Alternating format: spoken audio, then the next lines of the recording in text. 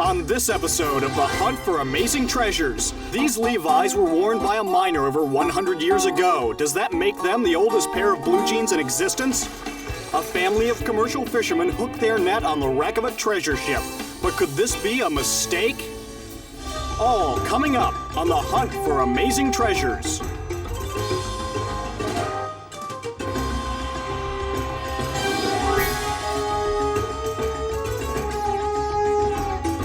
The Hunt for Amazing Treasures. Narrated by Mark Hamill.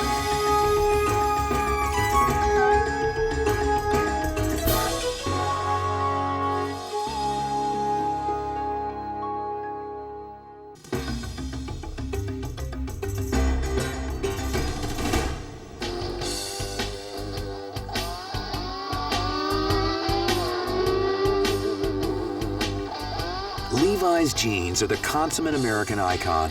They clothe the country's identity. They are the symbol of our 20th century lifestyle. And since Americans started wearing them as everyday clothing in the 1950s, jeans have become a fashion statement as much as something to wear for working in the rough. Our love affair with blue jeans grew directly out of America's frontier experience. The discovery of gold in California in 1848 brought tens of thousands of prospectors rushing west, hoping to stake a claim and strike it rich. But the work was hard and dirty. Prospectors needed a good, tough pair of pants to work in. That was when a Bavarian immigrant named Levi Strauss found himself in the right place at the right time. A dry goods merchant in San Francisco, he recognized the gold miners' need for a new kind of work pants. The miners liked them because they were tough. They stayed together. So I think the word traveled pretty fast. If you wanted tough clothes, this was what you would go with, was Levi's. As the quality and usefulness of these tough work pants became widely known, their popularity spread across the West, and they became as necessary as the pick and shovel. Nearly 150 years later, a young truck driver didn't realize he was prospecting for something more valuable than gold when he decided to spend a Sunday afternoon exploring an old ghost town in central Nevada. The American Southwest is dotted with literally hundreds of ghost towns, mostly small mining communities abandoned when their mines played out. Their inhabitants just walked away, leaving some of these towns isolated time capsules. The truck driver had found his way to a small mine and was exploring it when he noticed an abandoned shack nearby.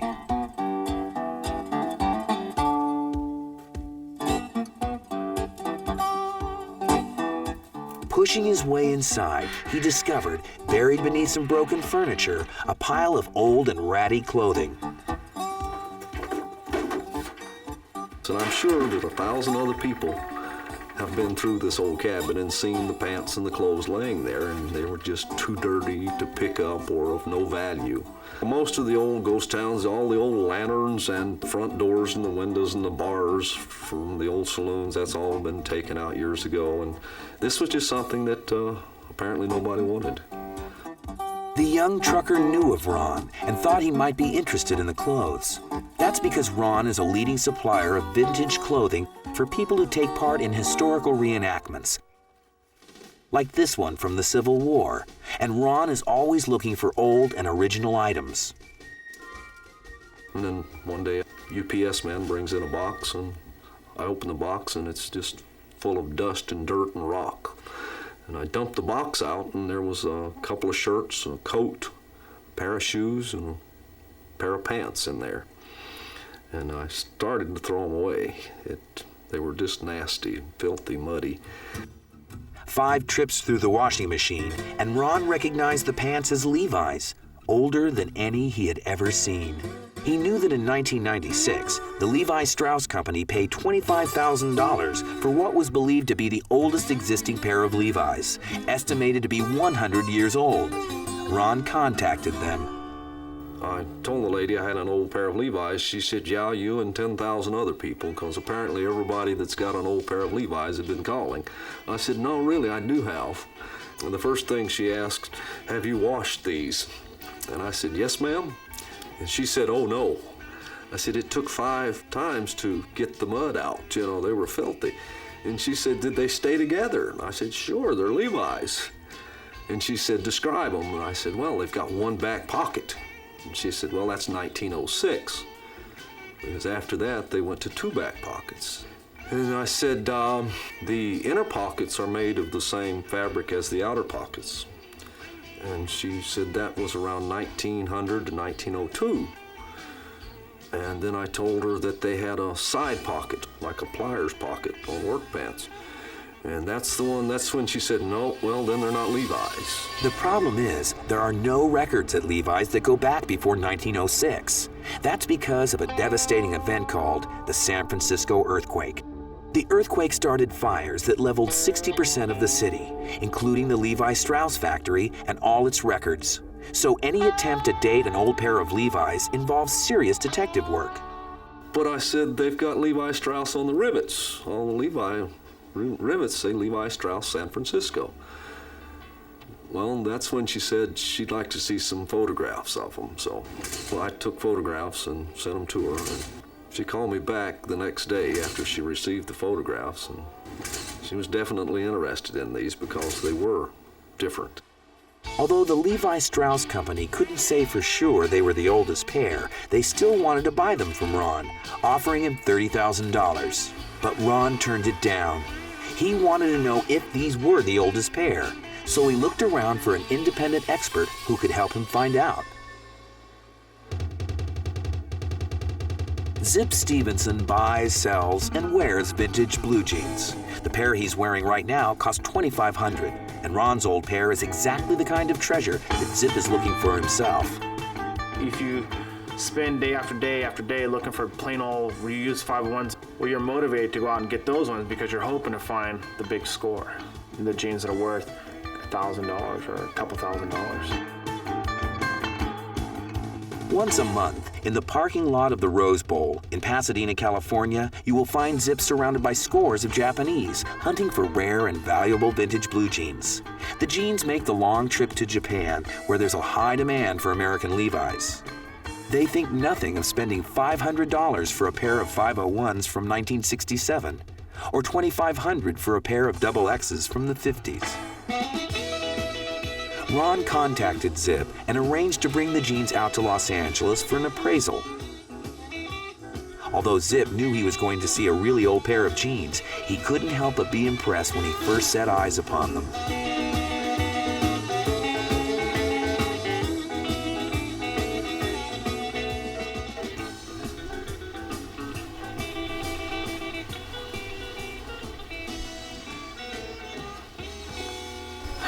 Man, these are amazing.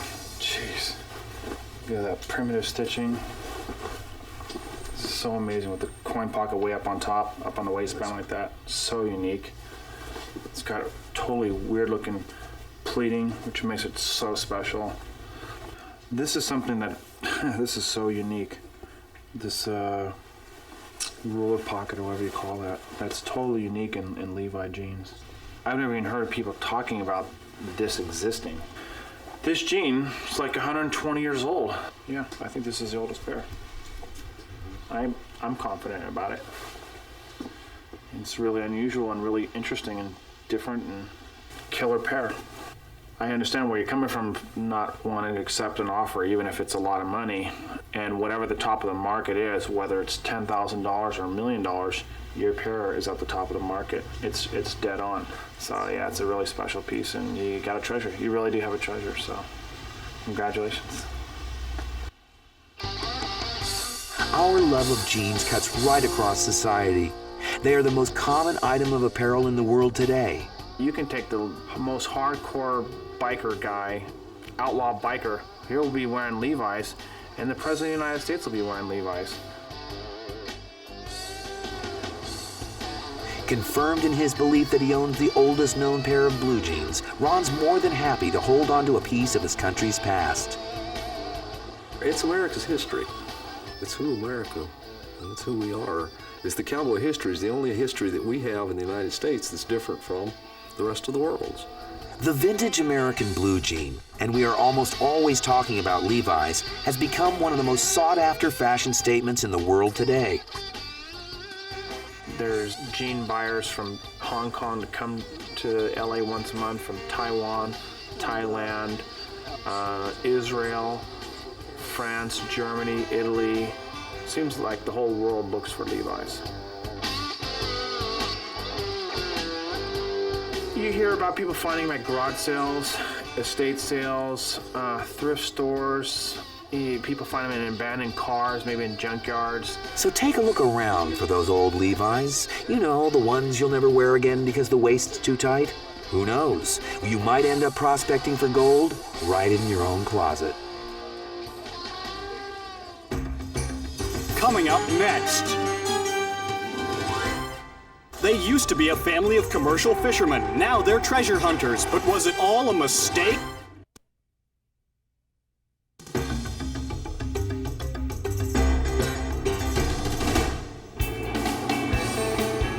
In Grand Bay, Alabama, just south of Mobile, there's a little museum on Main Street that houses a motherlode of sunken treasure. Welcome to the Cazador Museum. We are in the process of salvaging a Spanish brig of war. The museum's curator is Jim Rehard, and he's there more by accident than by choice. Jim used to be a full-time commercial fisherman, but not anymore. Now he's a full-fledged treasure hunter, but he didn't go looking for it. It just sort of happened one day. Now, I've always been a fisherman. Most of all, my family has been a commercial fisherman from my father since then, and my son is a fisherman. We are now treasure salvers, because we happen to have a treasure finder in the family. And I was fortunate enough of running a boat by the name of Mistake. He made the mistake of setting his net out in the right place. The mistake? Is Jim trying to tell us something here? How can finding treasure be a mistake? The treasure finder Jim refers to is Jerry Murphy, Jim's nephew and captain of the boat. One fateful day in October 1992, out in the Gulf of Mexico, Jerry pulled up more than just fish. You never know what you're going to catch. You never know when you put one of those nets overboard, whether you're going to come up with it or without it. 20 hours out from their home port of Pascagoula, Mississippi, Jerry and his crew were trolling for butterfish. We had spooled most of the net up, and we didn't know the net was torn in two until we had about a third of it on the reel. If you catch a snag right and it catches in the soft webbing of the net, you can rip the net in two without even feeling it on the boat. A ripped net is a $10,000 mistake, but when they examined the damage, they discovered they caught more than fish. We started shaking a lot of debris out of the net, and it looked like rocks, but they didn't look like the kind of rocks that we catch. And these look like round rocks. They look like rocks out of a river. And while I was pondering that and looking back, I noticed one of my crew members had fallen right down on his hands and knees and was scrabbling around.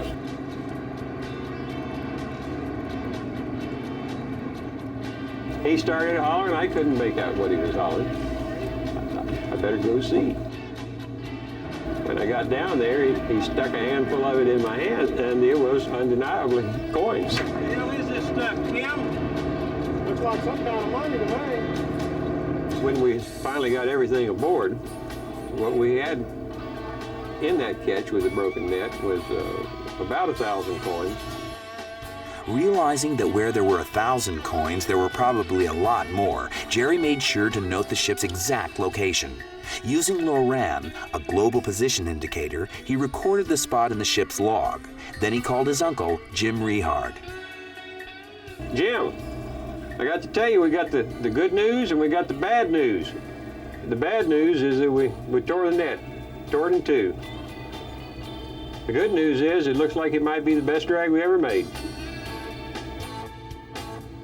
It is a large leap from a commercial fisherman to a treasure salver. And of course I said the first thing I'd do is call a lawyer. And that would be my first one to say, hey, ask him, say, what do we do now? So Jim called David Horan, an Admiralty law attorney who practices out of Key West, Florida. And he says, we caught something. I said, you mean you got caught? And he goes, no, we caught something. So when he started describing how he found all the treasure in the net, that attracted me because it's obvious that you're in something fairly significant. What really got my attention was that every single one of the coins was a 1783.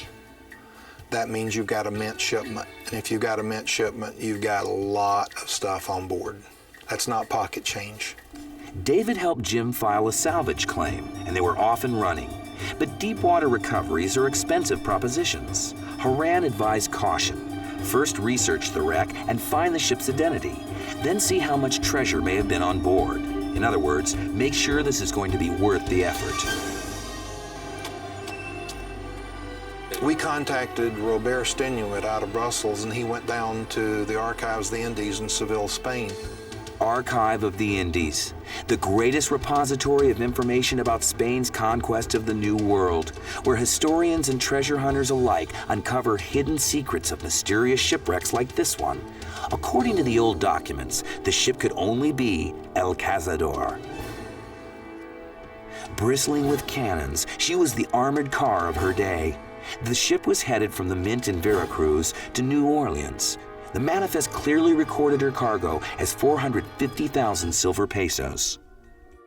Nobody knew why it never arrived. They looked for 30 or 40 years and never saw a trace of it. And now the Rehards had found it. Everyone liked the idea of salvaging a ship with a cargo of newly minted coins. They decided to go for it.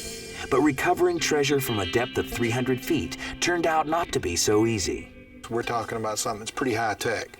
You can dive it with open circuit gear, but 20 minutes on the bottom, 3.5 hours of decompression using mixtures of gases, not regular compressed air, which is poisonous at that depth.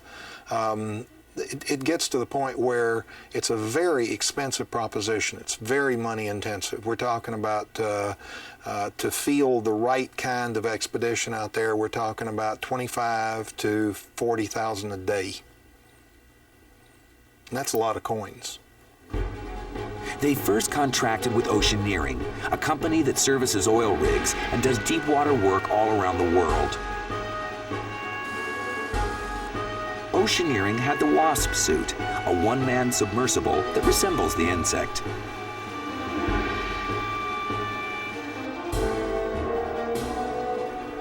Using the Wasp, underwater vacuums, and remote-operated vehicles, Oceaneering was able to recover several tons of coins from the El Cazador. In this incredible footage, the robotic claws of the Wasp lasso one of El Cazador's 200-year-old bronze cannons.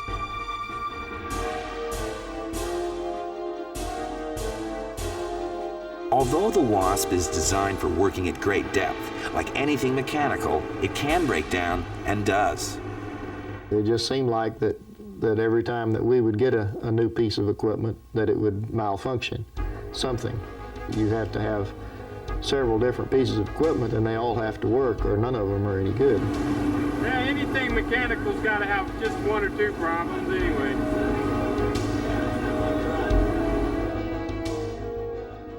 But unfortunately, Oceaneering couldn't finish the project and had to return to the oil business.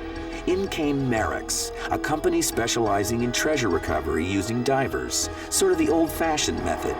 But at this depth, the dangers of diving increased dramatically, especially with the slow and laborious decompression, and the problems still didn't go away.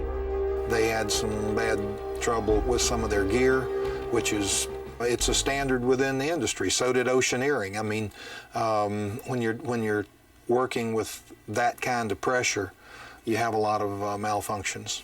To work in that depth, divers are very inefficient. It's just it's not practical. A lot of worrying goes along with this. You wake up a lot in the middle of the night wondering, is everything still all right? Or are we going to be able to make it to get something going here pretty soon? Or are we going to stay where we're always a few dollars behind? Jim was finding out this treasure hunting thing was not all it's cracked up to be. His wife, Myrna, circulated a newsletter to friends and investors describing the ups and downs. This letter should be full of wonderful news about silver coins and artifacts. None of you can be more disappointed than me that this is not the case. About the time we think we have all the wrinkles out, a new one pops up. It has been trying as much as it has been wonderful. Yet with all the problems of equipment, contracts, partners, deep water diving, and bad weather, they've still been able to recover over 5.5 tons of silver coins. But they were still a long ways from enjoying it, because as Jim found out, salvaging the treasure is just half the equation. 2 bags full. When you start converting Spanish colonial coins into money, you've got a problem, because the numismatic market can handle just so many, and those are the coin collectors, the pure collectors. Jim and Myrna and their family have over 300,000. In fact, they have so many coins, they need a walk-in vault to store them all.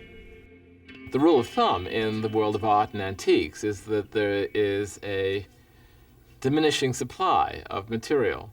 But that's not true with material that's found in treasure wrecks, because the supply, in fact, grows as time goes on, as more wrecks are discovered, as more treasures are brought out into the air. The supply grows and grows and grows. Investors in sunken treasures, for example, may be surprised to learn when they eventually reach the market with their treasure that the market isn't there for them anymore, because these markets are thinner than is really thought. They're priced according to conditions, and these go anywhere from those $70 to $80. So treasure hunters must also become treasure marketers, making their coins unique and special, making them more attractive than everyone else's coins. You've got a coin that is $6 worth of silver, but the coin is going to be selling for $100 or $200 or $300, and so with that, you want to tell that story, and you have to make up certificates and really do a good job of telling people what it is. If you would absolutely definitively link an artifact with an important ship with a great historic story to it, yes, the value there is probably considerably greater than any value that could be attributed simply to wonderful condition. And in this case, Jim's got a story to tell. Spain had enormous economic problems in the Louisiana Territory and desperately needed the silver money on board the El Cazador. Had the silver arrived, Spain would never have sold the territory to France. That means the United States wouldn't have made the Louisiana Purchase. And we doubled the size of the United States with that one purchase at 3 cents an acre and never looked back. This wreck has caused us to look back. So does this mean the loss of the El Cazador dramatically changed the course of history? Jim Rehard is betting a vault full of silver that it did. And whether historians agree with him or not, it still makes for an awfully good story, one that might give these coins a special value. And it is our hope that we will eventually get enough monetary reward from it that it will be, maybe it's be enough for all of our retirement before it's over with. Maybe it won't. Whatever, it doesn't matter whether that ever happens or not. It is an experience that most people never even dream of in their lifetime. But in the meantime, the Rehards haven't quit their day jobs. They continue to fish while they work hard on turning all that silver into green and hoping for the best. And that's okay with Jim, because he's having an experience he will always treasure. The hunt for amazing treasures will continue.